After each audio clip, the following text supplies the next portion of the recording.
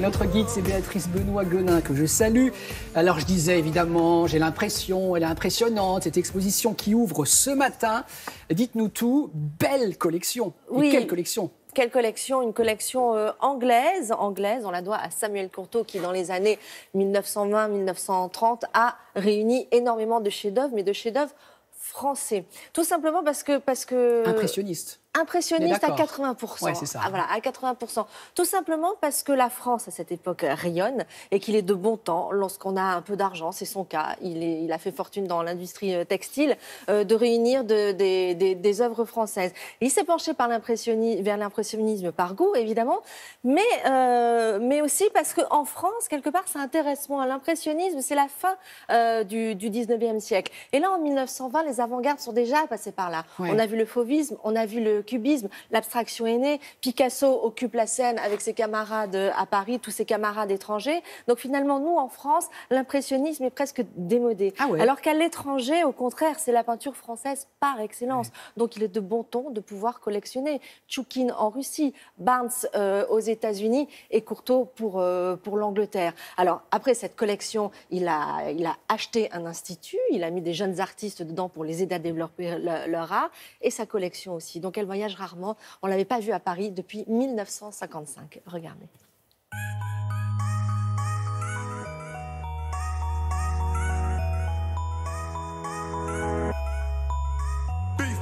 La peinture impressionniste était pratiquement absente en Angleterre et Samuel Courtauld en fait l'a rencontré lors de ses voyages en Europe. Et pour lui, la peinture impressionniste avait vraiment cet appel direct, cette attraction au sentiment, à la sensibilité.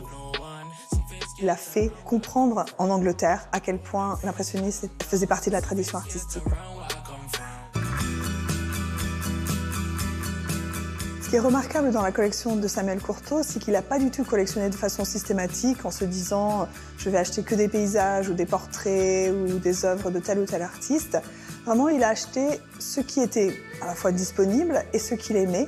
Et au final, 10 ans plus tard, il s'est retrouvé avec une collection extrêmement variée dans toute sa durée et son importance. Manet, Degas, Renoir, Monet, Cézanne, Toulouse-Lautrec, ils y sont tous.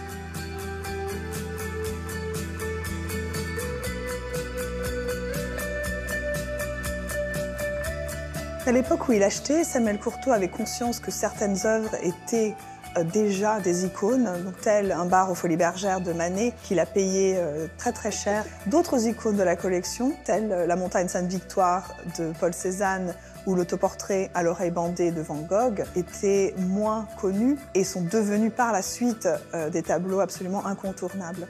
L'autoportrait à l'oreille bandée de Van Gogh, la dernière fois qu'il a été prêté, c'était en 1955, à Paris. Donc il n'a pas quitté Londres depuis cette date et il va retourner à Londres après cette exposition.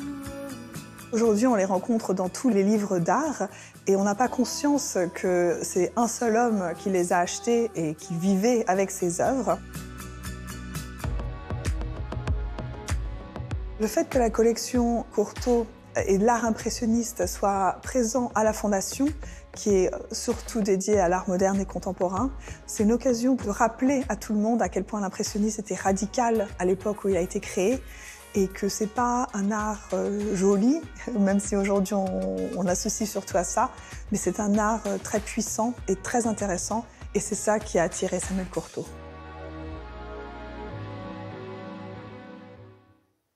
Béatrice, c'est impressionnant. Hein. Monet, Renoir, Manet, Gauguin, Van Gogh, Modigliani. C'est pas une petite collection. Signac, il y en a beaucoup d'autres. Edgar Degas aussi. C'est pas une petite collection. Elle est là dans son intégralité. Hein. Elle est présentée à Paris dans son intégralité.